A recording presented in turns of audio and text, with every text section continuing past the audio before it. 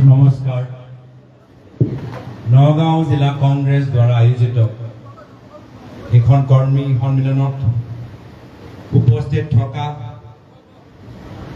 আজিৰ সভাৰ সভানেত্ৰী মহোদয়া জিলা কংগ্ৰেছৰ সভানেত্ৰী ৰুণমণি বৰা ডাঙৰীয়ানী উপস্থিত থকা ধুবুৰী লোকসভা সমষ্টিৰ সাংসদ মাননীয় ৰকিবুল হুছেইন ডাঙৰীয়া উপস্থিত থকা বিধায়ক অমিনুল লস্কৰ ডাঙৰীয়া অলপ সময় আগত আমাৰ মাজত উপস্থিত থকা বিধায়কসকল নুৰুল হুদা ডাঙৰীয়া তানজিল হুছেইন ডাঙৰীয়া ডক্টৰ আসিফ নজৰ ডাঙৰীয়া ইয়াত উপস্থিত থকা আমাৰ প্ৰাক্তন বিধায়কসকল শিৱমণি বৰা ডাঙৰীয়ানী দুৰ্লভ চমুৱা ডাঙৰীয়া স্বপন কৰ ডাঙৰীয়া ইয়াত উপস্থিত থকা আমাৰ কণ্টেষ্টিং কেণ্ডিডেটসকল জিলি চৌধুৰী ডাঙৰীয়ানী উৎপল বনিয়া ডাঙৰীয়া ইয়াত উপস্থিত থকা প্ৰাক্তন মন্ত্ৰী প্ৰণতি ফুকন ডাঙৰীয়ানী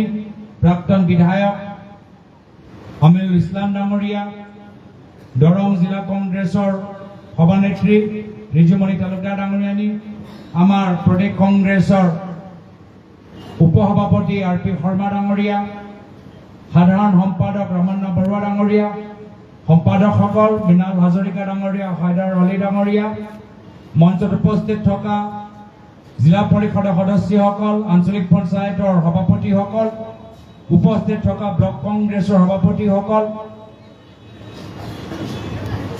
জিলা মহিলা কংগ্ৰেছৰ সভানেত্ৰী ৰূপালী শইকীয়া ডাঙৰীয়ানী যুৱ কংগ্ৰেছৰ সভাপতি NS ৱাই বিভিন্ন প্ৰান্তৰ সংগঠনৰ আমাৰ সভাপতি আৰু বিষয়ববীয়াসকল দল সতীৰ্থসকল সাংবাদিক বন্ধুসকল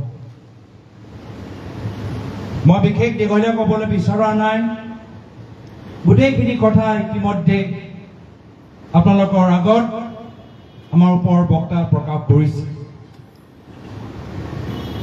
এই সময়ত আমি দেখিছোঁ যে অসমৰ চাৰিওফালে বানপানী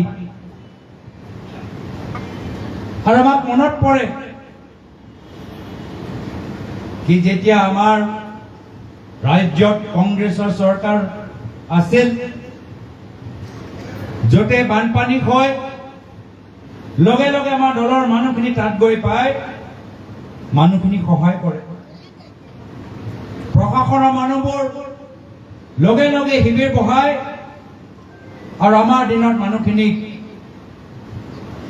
এদিন দুদিনৰ ভিতৰত তেওঁলোকক সহায় দিয়ে এইবাৰ আপোনালোকে চাৰিওফালে যাওক গোলাঘাটলৈ যাওক কাৰ্বি আংলংলৈ যাওক যোৰহাটলৈ যাওক শিৱসাগৰলৈ যাওক চৰাইদেউলৈ যাওক গুৱাহাটী খবৰ লওক হোজাইলৈ যাওক আৰু চাৰিওফালে মানুহে এটাই কথা ক'ব যে এক সপ্তাহ হৈ গ'ল কোনোৱে আমাৰ খবৰ ল'বলৈ অহা নাই কোনোৱে আমাৰ খবৰ ল'বলৈ অহা নাই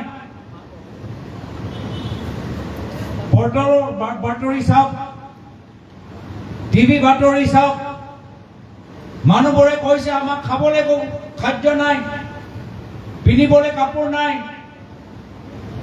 ৰুমটো চাফা কৰিবলৈ ফিনাইল নাই ল'ৰা ছোৱালীৰ কাৰণে কিতাপ নাই এনেকুৱা এটা অৱস্থা আৰু যি চৰকাৰ নিৰ্বাচনৰ আগত ৰাচনৰ কথা কয় মিঠাতেলৰ কথা কয় নিমখৰ কথা কয় আজি একে চৰকাৰ বানপানী সময়ত ৰাইজক সহায় কৰাত বিফল হৈছে আৰু সেইকাৰণে এতিয়া আমি অসম জনসাধাৰণ বিভিন্ন দল সংগঠন যুৱ সমাজ আমি নিজে ওলাই আহি যি কাম চৰকাৰক কৰিব লাগিছিল সেইখিনি কাম আজি আমি সকলোৱে মিলিজুলি কৰিছো মানুহবোৰে কয় হয় বানপানী আগতেও হৈছিল কিন্তু কংগ্ৰেছৰ দিনত এদিন দুদিনৰ ভিতৰতে তেওঁলোকে শিবিৰ পাতি দিয়ে লগে লগে তেওঁলোকে ৰিলিফ পঠায় আৰু আজি ভোট বিচাৰিবলৈ আহিব ইলেকশ্যন হলে যাব পইচা তেতিয়া পেলাব কিন্তু বানপানী সময়ত আজি তেওঁলোকে মিঠাতেল বাদ দিয়ক তেওঁলোকে চাউল বিতৰণ কৰিবলৈ পৰা নাই এয়া হল বিজেপি দলৰ মুখ্যমন্ত্ৰী হিমন্ত বিশ্ব শৰ্মা ডাঙৰীয়া বাস্তৱ ছবি। ইমান যে দুখীয়া মানুহৰ কাৰণে চিন্তা কৰে, ইমান যে তেওঁলোকৰ বুথ কৰ্মীখিনি আছে, ইমান যে তেওঁলোকে কয় যে আমি ঘৰে ঘৰে যাওঁ, ক'ত আছে এতিয়া তেওঁলোকৰ সংগঠন? ক'ত আছে তেওঁলোকৰ তেওঁলোকৰ প্ৰমুখ? ক'ত আছে তেওঁলোকৰ বিধায়কখিনি? ক'ত আছে তেওঁলোকৰ মন্ত্ৰী? কিয় আজি অসমৰ ভিতৰত এনেকুৱা এটা হাহাকাৰ পৰিস্থিতি? আমাৰ দিনত লগে লগে কেন্দ্ৰৰ চৰকাৰৰ পৰা মন্ত্ৰী আহে, প্ৰধানমন্ত্ৰী ডক্টৰ মনমোহন সিং ডাঙৰীয়া আহে, সোনিয়া গান্ধী ডাঙৰীয়ানী আহিছিল, ৰাহুল গান্ধী ডাঙৰীয়া আহে। এতিয়া সব ফোনতে খবৰ লয়। এতিয়া দিল্লীৰ পৰা এটা ফোন মাৰিব, তাতে তেওঁলোকৰ কাম শেষ। মন্ত্ৰী আহিব, ওপৰৰ পৰা হেলিকপ্টাৰ উঠিব, তাতে তেওঁলোকৰ কাম শেষ। এয়া হল বৰ্তমানৰ পৰিস্থিতি। চাৰিওফালে বানপানী আৰু কেন্দ্ৰ গৃহমন্ত্ৰী অমিত শ্বাহ ডাঙৰীয়া পৰিকল্পনা কি যে 50টা ডাঙৰ পুখুৰী খান্দিব তেওঁলোকে। এয়া হল তেওঁলোকৰ বৈজ্ঞানিক তেওঁলোকৰ চিন্তা। 50টা পুখুৰী খান্দি তেওঁলোকে এতিয়া বানপানী মুক্ত অসম গঢ় দিবলৈ বিচাৰে। সেইকাৰণে এই সময়ত ৰাইজে বুজি পাইছে যে যি দল নিৰ্বাচনৰ সময়ত নিজকে ইমান শক্তিশালী দেখায়, এতিয়া বিপদৰ সময়ত মানুহক সহায় কৰোঁতে কিমান দুৰ্বল আমি সকলোৱে দেখা পাইছো। কোনোবা ভাবিছিল নেকি কি যোৱা 5টা বিধানসভা নিৰ্বাচনৰ পিছত পশ্চিমবংগত তেওঁলোকে চৰকাৰ গঠন কৰিলে, অসমৰ ভিতৰত আকৌ তেওঁলোকৰ চৰকাৰ গঠন হল। কিন্তু চাওক, এয়া হল ৰাজনীতি। আজি সমগ্ৰ ভাৰতৰ ভিতৰত যি ছাত্ৰ আন্দোলন চলি আছে, সেই আন্দোলনৰ পিছত এতিয়া প্ৰধানমন্ত্ৰী ডাঙৰীয়া চকী এতিয়া লৰিবলৈ আৰম্ভ কৰিছে। এয়া হল সমাজৰ তাকত, এয়া হল জনসাধাৰণৰ তাকত, এয়া হল লোকতন্ত্ৰৰ তাকত, এয়া হল আমাৰ মানুহৰ বাস্তৱ ক্ষমতা। চাৰিওফালে তেওঁলোকৰ চৰকাৰ, কেন্দ্ৰত তেওঁলোকৰ চৰকাৰ, দিল্লীত তেওঁলোকৰ চৰকাৰ, কিন্তু কিছু আমাৰ যুৱকসকল দিল্লীত একগোট হৈ এতিয়া গোটেই চৰকাৰটো থকমক হৈ গৈছে। সেইকাৰণে আমি বুজিব লাগিব যে নিৰ্বাচন তেওঁলোকে সাধাৰণ ৰাস্তাৰ লৈ তেওঁলোকে জিকা নাই। গোটেই কেন্দ্ৰীয় নিৰ্বাচনী আয়োগৰ অস্ত্ৰবোৰ ব্যৱহাৰ কৰি, গোটেই কেন্দ্ৰীয় নিৰ্বাচনী আইনবোৰ উলংঘ কৰি তাৰ পিছত তেওঁলোকে নিৰ্বাচন জিকিছে। নহলে আজি আমাৰ এইকেইজন বিধায়কৰ লগত ৰহাত আমাৰ বিধায়ক হ'ব লাগিছিল, উৎপল বনিয়া ডাঙৰীয়া আমাৰ বিধায়ক হ'ব লাগিছিল, হয় নে নহয় কওকচোন? হয় নে নহয়? আজি আমাৰ চৰকাৰ হ'ব লাগিছিল। কিন্তু তেওঁলোকে জানে যে কামৰ বলত তেওঁলোকে জিকিব নোৱাৰে, আৰু সেইকাৰণে যেনে তেনে পুলিচ লগাই, গুণ্ডা বাহিনী লগাই, আমাৰ কিছু কৰ্মীখিনিক প্ৰলোভন দি আজি তেওঁলোকে ভোটৰ লিষ্টৰ ভিতৰত বাহিৰৰ পৰা মানুহ সোমাই সমষ্টি পুনৰ নিৰ্ধাৰণ কৰি ইভিএমৰ বেটাৰীৰ লগত খেলি মেলি কৰাৰ পিছত আজি তেওঁলোকে চৰকাৰ গঠন কৰিবলৈ সক্ষম হৈছে। আৰু এতিয়া এই নিৰ্বাচনৰ পিছত গম পাইছে যে এনেদৰে ৰিগিং কৰিলেহে তেওঁলোকে নিৰ্বাচন জিকিব, আৰু যদি নিৰ্বাচন নিৰপেক্ষ হয় তেতিয়া তেওঁলোকে আগন্তুক দিনত লোকসভা জিকিব নোৱাৰিব। গম পাই গৈছে কি যদি নিৰ্বাচন নিৰপেক্ষ হয়, যদি কেন্দ্ৰীয় নিৰ্বাচনী আয়োগ নিৰপেক্ষ হয়, যদি পুলিচ বাহিনী নিৰপেক্ষ হয়, তেতিয়া তেওঁলোকে আগন্তুক লোকসভা নিৰ্বাচনত তেওঁলোকৰ চৰকাৰ যাব, দিল্লীত আমাৰ কংগ্ৰেছৰ নেতৃত্বৰ চৰকাৰ হ'ব, ৰাহুল গান্ধী ডাঙৰীয়া আমাৰ প্ৰধানমন্ত্ৰী হ'ব। সেইকাৰণে নিৰ্বাচনৰ আগত যেনে তেনে সদনৰ ভিতৰত এনেকুৱা কিছুমান বিধি, এনেকুৱা কিছুমান আইন তেওঁলোকে দিল্লী পাৰ্লামেণ্টৰ ভিতৰত আনিবলৈ বিচাৰে, যাৰ ফলত তেওঁলোকে সংবিধানটো সলনি কৰিব, প্ৰধানমন্ত্ৰী মোদী ডাঙৰীয়া তাকত আৰু বৃদ্ধি কৰিব পুলিচে যাকে তাকে উঠাব পাৰে অন্যায় অত্যাচাৰ কৰিব পাৰে পুলিচৰ ওপৰত কোনো ধৰণৰ কেছ হ'ব নোৱাৰে এনেকুৱা কিছুমান আইন তেওঁলোকে জোৰ জবৰদস্তি আনিবলৈ চেষ্টা কৰিছে যাৰ ফলত এতিয়া বিভিন্ন দলৰ সাংসদসকল তেওঁলোকে ভাঙিবলৈ আৰম্ভ কৰিছে দেখিছে যে কেনেদৰে পশ্চিম বংগৰ তৃণমূল কংগ্ৰেছৰ আজি সাংসদসকল তেওঁলোকে ভাঙিবলৈ আৰম্ভ কৰিছে দেখিছে কেনেকৈ মহাৰাষ্ট্ৰত তেওঁলোকে শিৱসেনাৰ দলৰ সাংসদসকল নিজৰ ফালে আনিবলৈ বিচাৰিছে কিয় কি তেওঁলোকে এই চলি থকা সদনৰ ভিতৰত সংখ্যা সলনি কৰিবলৈ বিচাৰে তেওঁলোকে 400 পাৰ সপোন দেখিছিল ভাবিছিল 400কে বেছি তেওঁলোকৰ নিজৰ সাংসদ হ'ব যেনে তেনে বিচাৰে যেনে তেনে সংবিধানটো সলনি কৰিব নিজৰ ক্ষমতা বৃদ্ধি কৰিব কিন্তু যোৱা নিৰ্বাচনত কৰিব নোৱাৰিলে যি কাম নিৰ্বাচনত কৰিব নোৱাৰিলে এতিয়া সেইখিনি কাম এতিয়া এজন সাংসদক ভাঙি প্ৰলোভন দেখাই ভয় দেখাই নিজৰ ফলত আনি তেওঁলোকে গোটেই সদনটো কেপচাৰ কৰিবলৈ বিচাৰে আৰু যাৰ ফলত নিজৰ আইন ইচ্ছামতে আইন আনিবলৈ বিচাৰে সেইকাৰণে এই সদনৰ ভিতৰত এটা ভোট যথেষ্ট গুৰুত্বপূৰ্ণ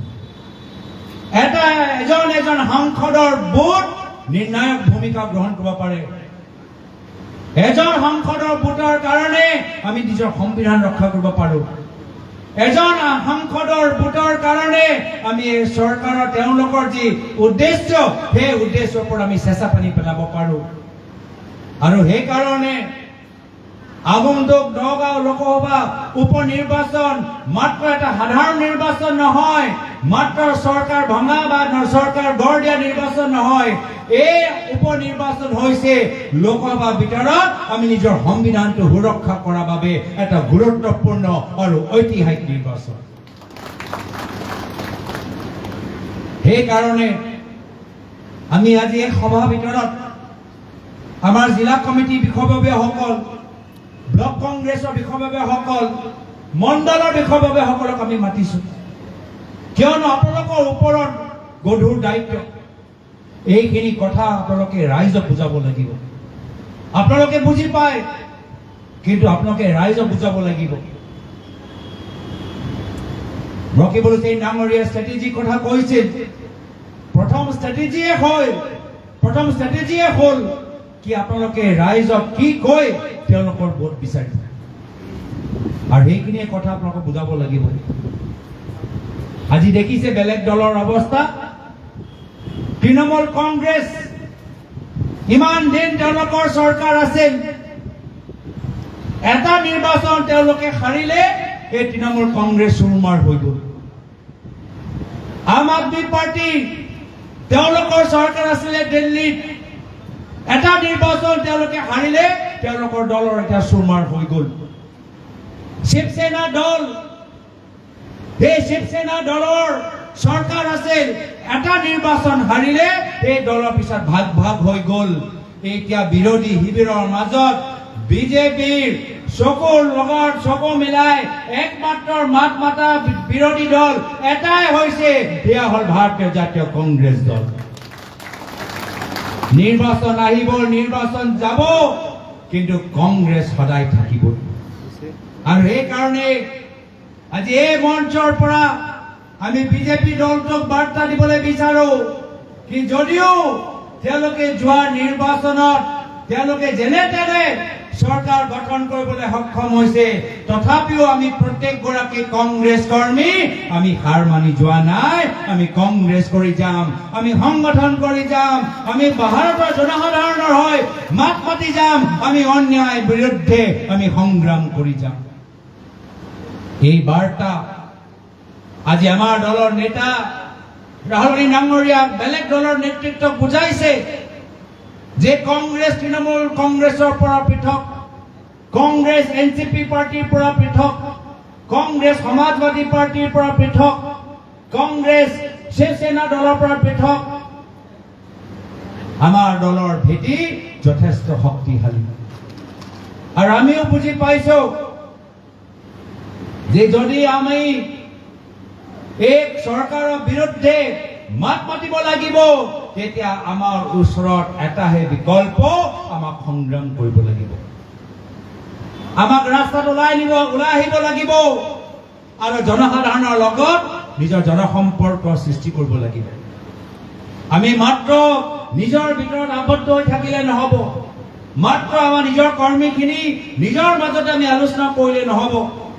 আমি নিজ সমষ্টি দোকানীসকলক খবৰ ল'বলৈ যাব লাগিব, তেখেতৰ লগত কথা পাতিব লাগিব, বুজিব লাগিব তেওঁলোকৰ সমস্যা কি। তেওঁলোকৰ কমাৰ্চিয়েল LPG যেতিয়া দাম বৃদ্ধি হ'ল, তেওঁলোকৰ নিজৰ দোকান চলাবলৈ কিমান কষ্ট হৈছে বুজিব লাগিব। আমি যাব লাগিব সৰু সৰু ব্যৱসায়ীসকলৰ ওচৰত, শুনিব লাগিব তেওঁলোকৰ কথা। তেওঁলোকে ক'ব যে GST অহাৰ পিছত আজি তেওঁলোকে সৰু ব্যৱসায় চলাব পৰা নাই, এই GST মাত্ৰ ডাঙৰ ব্যৱসায়ীখিনিকহে সহায় কৰিছে। আমি যাব লাগিব খেতিয়কসকলৰ ওচৰত, খেতিয়কসকলে ক'ব যে আজি তাৰিখত আমাৰ ইৰিগেশ্যনৰ এটা প্ৰজেক্ট কাম কৰিব পৰা নাই। আমাৰ যাব লাগিব যুৱকসকলৰ ওচৰত, যুৱকসকলে কয় যে আমাৰ অসমৰ ভিতৰত আমাৰ সংস্থাপন নাই, আমাক যাব লাগে তামিলনাডু, বেংগালোৰ, কেৰেলা, তাতহে গৈ আমি চাকৰি পাম। আমি যাব লাগিব শিক্ষকসকলৰ ওচৰত, শিক্ষকসকলে ক'ব যে আমি ভেঞ্চাৰ স্কুলৰ শিক্ষক, মোৰ সতীৰ্থজনে আত্মহত্যা কৰিলে, সুইচাইড কৰিলে। এয়া হৈছে অসমৰ ভেঞ্চাৰ স্কুলৰ অৱস্থা, ভেঞ্চাৰ স্কুলৰ শিক্ষকসকলৰ অৱস্থা। আমি যাব লাগিব এজন ছাত্ৰ অভিভাৱকসকলৰ ওচৰত, সেই অভিভাৱকজনে ক'ব যে আমাৰ গাঁৱৰ স্কুলৰ ভিতৰত খেলপথাৰ নাই, আমাৰ গাঁৱৰ স্কুলৰ ভিতৰত বাউণ্ডাৰী ৱাল নাই, অসমৰ প্ৰায় 20,000 স্কুলৰ ভিতৰত আজিলৈকে বাউণ্ডাৰী ৱাল নাই। এয়া হ'ল বৰ্তমানৰ শিক্ষা অৱস্থা। আমি যাব লাগিব আমাৰ হস্পিটেলত কাম কৰা নাৰ্ছ আৰু ডক্টৰৰ ওচৰত, তেওঁলোকে ক'ব যে আজি নগাঁও মেডিকেল কলেজত আজি কোনো ধৰণৰ সহায় নাপায়। পায় নাপায় কওকচোন? নগাঁও মেডিকেল কলেজত আজি তাত কাৰ্ডিঅলজি ডিপাৰ্টমেণ্ট নাই, আছে নেকি কওক? কাৰ্ডিঅলজি ডিপাৰ্টমেণ্ট নগাঁও মেডিকেল কলেজত নাই, তাত ৰেডিঅলজি ডিপাৰ্টমেণ্ট নাই। আমাক যাব লাগিব নগাঁও মডেল হস্পিটেল, সেই নগাঁও মডেল হস্পিটেলত এক্সৰে চলোৱা মানুহজনো নাই, এক্সৰে মেচিন কাম নকৰে, এক্সৰে মেচিন নাই। এয়া হ'ল তেওঁলোকৰ মডেল হস্পিটেল, মডেল কলেজৰ অৱস্থা। আমি যাব লাগিব সেই ভূমিহীন মানুহৰ ওচৰত, সেই তিৱা, বড়ো, ৰাভা, কাৰ্বি মানুহৰ ওচৰত, সুধিব লাগিব তেওঁলোকক কি আপোনালোকে বসুন্ধৰা আঁচনি নামত মাটি পট্টা পাইছে নেকি? তেওঁলোকে ক'ব যে আমাৰ অসমৰ অনুসূচিত জনজাতিসকল, অনুসূচিত জাতিসকল আজি আমি বসুন্ধৰা আঁচনিৰ পৰা বঞ্চিত। আমাৰ নামত এজনো মানুহে আমাৰ ইয়াত এই অঞ্চলত SC হওক বা ST হওক আজি তেওঁলোকে বসুন্ধৰা আঁচনি তেওঁলোকৰ নাম সোমোৱা নাই। আমাৰ যাব লাগিব মাইনৰিটি অঞ্চলত, কৰিব লাগিব কিবা এখন চৰকাৰে কয় সকলৰ বিকাশ কৰে, আপোনালোকৰ কিবা বিকাশ হৈছে নেকি? তেওঁলোকে নিজে ক'ব যে এইখন চৰকাৰ দিনত মাইনৰিটিৰ অঞ্চলৰ সমাজ কল্যাণৰ বাবে যিমান টকা পইচা আগতে দিয়া গৈছিল গোটেইবোৰ টকা পইচা তেওঁলোকে খাই পেলালে, গোটেইবোৰ তেওঁলোকে খাই পেলালে। আৰু এতিয়া তেওঁলোকৰ মাইনৰিটি অঞ্চলত গৈ ভোট বিচাৰিবলৈ গৈছে। আমি যাব লাগিব যুৱকসকলৰ ওচৰত, যিসকলে ঠিকাদাৰ হ'বলৈ সপোন দেখিছিল, তেওঁলোকে আমাক ক'ব কি আমি সপোন দেখিছিলো যে ময়ো ঠিকাদাৰ হ'ম। নিজৰ পিতৃক ক'লো যে তুমি অলপ মাটি বিক্ৰী কৰি দিয়া, মই JJMৰ তলত মই ঠিকা পাম। আজি তাৰ সেই গোটেই মাটিটো গুচি গ'ল আৰু ঠিকাৰ তেওঁলোকে কোনো বিল তেওঁলোকে পোৱা নাই। এয়া হৈছে বৰ্তমানৰ অৱস্থা। এইখিনি কথা আমি জানো, কিন্তু এইখিনি কথা আগন্তুক দিনত আমাৰ নিজৰ মণ্ডল কমিটি যোগেদি চুবুৰীয়ে 3-4জন মানুহক ঠিক ঠাক কৰি ঘৰে ঘৰে মানুহ বুজাব লাগিব, তিনিআলি গৈ মানুহক বুজাব লাগিব। আৰু তেতিয়াহে গৈ ৰাইজে সজাগ হ'ব, তেতিয়াহে গৈ ৰাইজে বুজি পাব কি নহয় এইখন চৰকাৰৰ পুলিচ আহিলেও মই নিজৰ বুটটো জানো, মোৰ বুটটো গোপন, মই কংগ্ৰেছ দলকে ভোট দিম আৰু কংগ্ৰেছ দলৰ প্ৰতিনিধিগৰাকী ইয়াৰ পৰা মই দিল্লীলৈ পঠাম।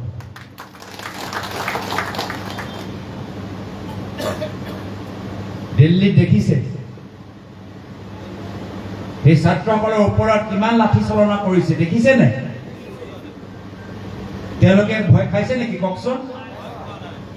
সেই 18 বছৰ 16 বছৰ 17 বছৰৰ ল'ৰা ছোৱালীখিনি টিয়াৰ গেছ, বেলেগ বেলেগ ৰাজ্যৰ ৱাটাৰ কেনেন, পেলেট গান, তথাপিও তেওঁলোকৰ সাহস এইখন চৰকাৰে ভাঙিব পৰা নাই। এই যুৱকখিনি যদি ভয় কৰা নাই, তেতিয়া নগাঁও জিলা আমাৰ কংগ্ৰেছ কৰ্মীখিনি ভয় কৰিব নেকি? ভয় কৰিব নেকি? ভয় কৰিব নেকি? তো যদি আপোনালোকে ভয় নকৰে, নিজৰ নিজৰ অঞ্চলত গৈ জনসাধাৰণৰ পৰা সেই ভয়টো নাইকিয়া কৰক। জনসাধাৰণৰ মাজত গৈ সেই ভয়টো নাইকিয়া কৰক। দিন বেছি নাই। আজিও ভাৰতৰ ভিতৰত খেতিয়কসকলৰ আন্দোলন হ'ল, যুৱকসকলৰ আন্দোলন হৈছে। কম দিনৰ পিছত লোকসভা নিৰ্বাচন হ'ব। এই গোটেই মানুহবোৰ ৰাস্তাত ওলাই আহিব আৰু মোদী চৰকাৰক আঁতৰাব আৰু কংগ্ৰেছৰ নেতৃত্বৰ চৰকাৰ হ'ব।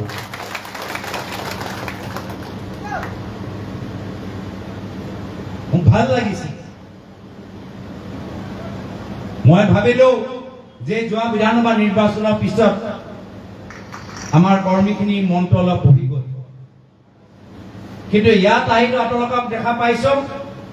আপোনালোকে নিজে কৈছে ভয় নকৰো, কৈছে নে নাই কোৱা? তোমাক ভয় কৰিছে নেকি? এইখন সভাৰ পিছত কাৰোবাৰ মন বহি থাকিব নেকি? এই অৱস্থা মাত্ৰ নগাঁৱৰ ভিতৰত নহয়, এই একে অৱস্থা লখিমপুৰ, ধেমাজি, কাৰ্বি আংলঙৰ ভিতৰতো আছে।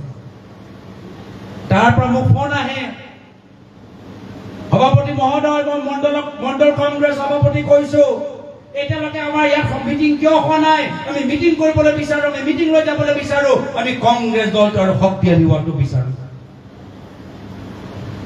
মই কৈছো তেওঁলোকক যে বহুতে কয় এতিয়া খেতি চিজন, বহুতে কয় এতিয়া কঠীয়া পাৰিব লাগে, কঠীয়া ৰুব লাগে, বহুতে কয় বানপানীৰ সময়,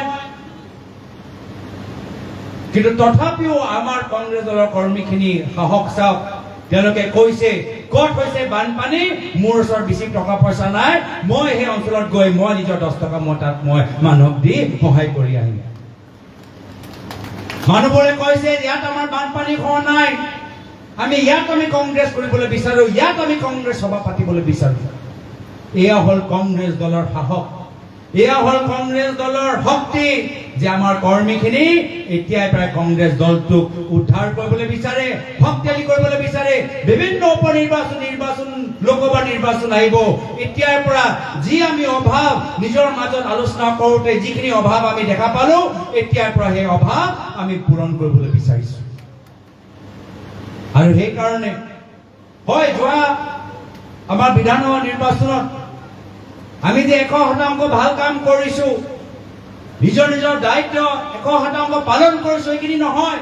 হয় কিছুমান আমাৰ ভুল হ'ল, হয় কিছুমান আমাৰ অভাৱ আছে, কিন্তু এতিয়া আমি সময়টো পাইছো আৰু আপোনালোকক অলপ সহায় কৰিবলৈ প্ৰতিটো সমষ্টিত আমি পৰ্যবেক্ষক হিচাপে আমি কিছু আমাৰ জ্যেষ্ঠ কংগ্ৰেছৰ নেতৃত্বক আমি সমষ্টি আমি ভাগ কৰি দিছো। আজি এই কিছুমান আমাৰ মাজত আজি এইখন সভালৈ আহিছে। আমাৰ ইয়াত মঞ্চত বহি থকা যিমানবোৰ আমাৰ নগাঁও উপ নিৰ্বাচনৰ অবজাৰ্ভাৰ দায়িত্বত আছে, মই সকলোকে থিয় হ'বলৈ অনুৰোধ জনাইছো।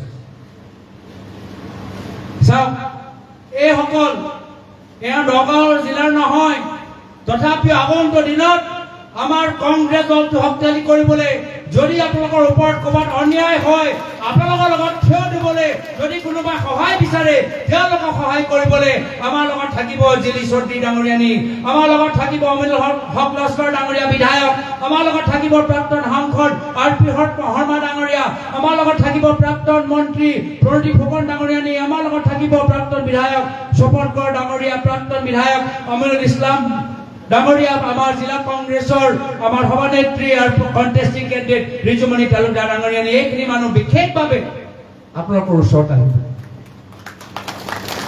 মই ব্লক সভাপতিসকলক তেওঁলোকৰ নম্বৰ ল'বলৈ মই অনুৰোধ জনাইছো তেওঁলোকে ব্লক সভাপতিখিনি আছে নে নাই আছে থিয় হৈ দিয়কচোন যিসকল আছে ব্লক সভাপতিসকলক আপোনালোকে নিজে নিজে খবৰ লওক যে আপোনাৰ সমষ্টি এওঁলোকৰ মাজত কাক দায়িত্ব দিয়া গৈছে আৰু তেওঁলোকৰ নম্বৰ লওক আৰু আপোনালোকৰ নম্বৰ তেওঁলোকক দিয়ক ধন্যবাদ তেওঁলোকে পিছত আপোনালোকক ফোন কৰিব যে মই আহি আছো সেই মণ্ডললৈ যাবলৈ বিচাৰো আপোনালোকে আপোনালোকৰ দায়িত্ব যে তেওঁলোকক লৈ গৈ জিলা কংগ্ৰেছ সভানেত্ৰীক অৱগত কৰাই কণ্টেষ্টিং কেন্দ্ৰক অৱগত কৰাই স্থানীয় বিধায়কজনক অৱগত কৰাই তেওঁলোকৰ প্ৰগ্ৰাম ঠিক কৰিব লাগিব ব্লক কংগ্ৰেছ সভাপতিখিনি বুজি পাইছেনে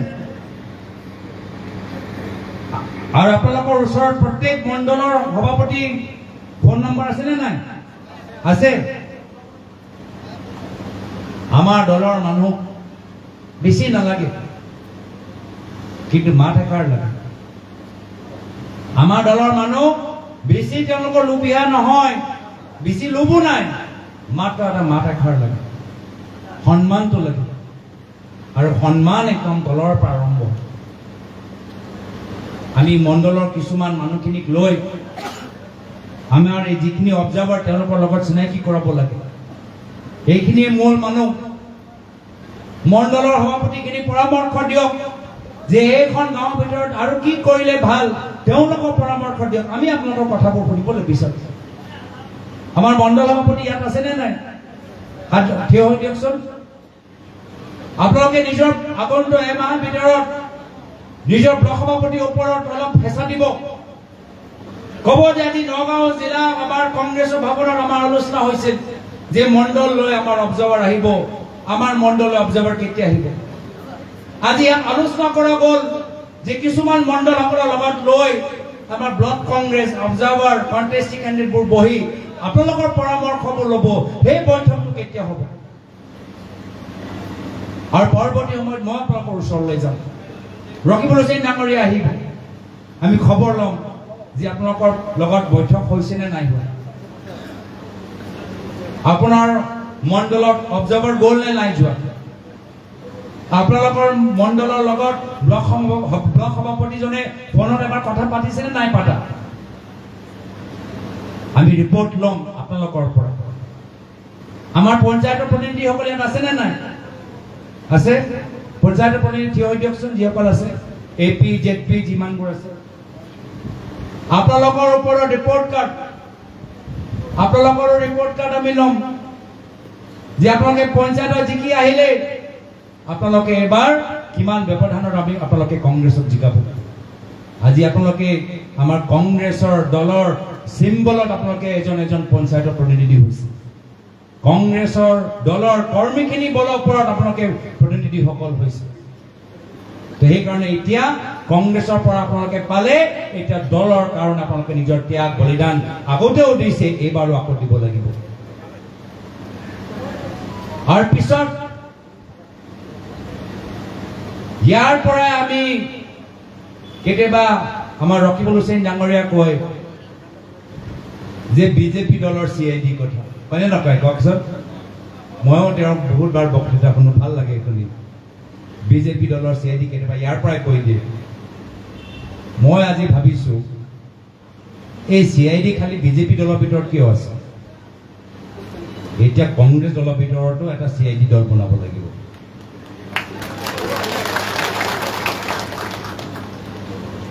এই CID দলে বিজেপি খবৰ ল'ব যে তাৰ ভিতৰত কোন মানুহৰ অলপ মনবোৰ অলপ বেয়া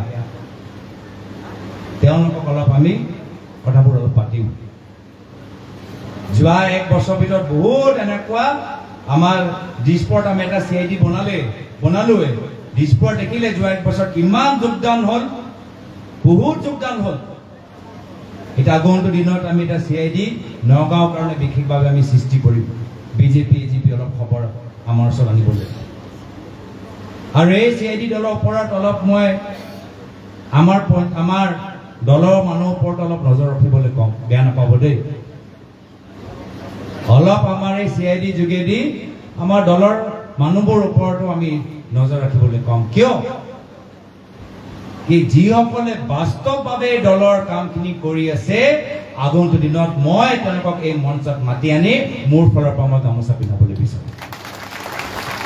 আজি মাত্ৰ ব্লক সভাপতিখিনিক পিন্ধোৱা গৈছে, মণ্ডল সভাপতিখিনিক দিয়া গৈছে, কিন্তু বহুত আমাৰ কৰ্মীখিনি তেওঁলোকে বাস্তৱ দলটো কৰিছে, তেওঁলোকক আমি চিনাক্ত কৰি আমি আগন্তুক সভাৰ ভিতৰত আমি তেওঁলোকক গামোচা পিন্ধাবলৈ বিচাৰোঁ। যিসকলে বাস্তৱভাৱে কৰি আছে, আগন্তুক দিনত তেওঁলোকক আমি মিউনিচিপালিটি ইলেকশ্যনত তেওঁলোকক আমি টিকেট দিম। আগন্তুক আমাৰ পঞ্চায়ত নিৰ্বাচনত তেওঁলোকক আমি টিকেট দিম। আমি সেইকাৰণে এতিয়াৰ পৰা আমি অলপ ৰিপৰ্ট আমি বনাবলৈ বিচাৰোঁ। যোৱা বিধানসভাত কোনে কি কৰিলে সেইখিনি ৰিপৰ্ট অলপ আহিছেই, আমি পাইছোৱে লাহে লাহে। সেইকাৰণে তেওঁলোকে আশাবাদী কিবা টিকেট পাব, এতিয়াৰ পৰাই অলপ দুবাৰকৈ কষ্ট কৰা সময় আহিল। ভুল হলে আমি ভুলটো শুদ্ধ কৰিবলৈ সময় দিম, কিন্তু দুবাৰকৈ যদি ভুল কৰে তেতিয়াহ'লে অনুশাসন আমি পালন কৰিব লাগিব, হয়নে নহয় কওকচোন? আপোনালোকৰ অনুমতি আছেনে নাই? আপোনালোকৰ অনুমতি আছেনে নাই? কৰ্মীখিনি অনুমতি বাহিৰে আমি একো কাম নকৰোঁ। যিসকলে বাস্তৱভাৱে এই উপ নিৰ্বাচনত কষ্ট কৰিব, আগন্তুক আমাৰ নগাঁও মিউনিচিপালিটি হওক বা পঞ্চায়ত ইলেকশ্যন হওক বা তিৱা মিউনিচিপালিটি তিৱা ইলেকশ্যন হওক, আমি সেইসকলক আমি প্ৰাৰ্থিত্ব আমি প্ৰদান কৰিম।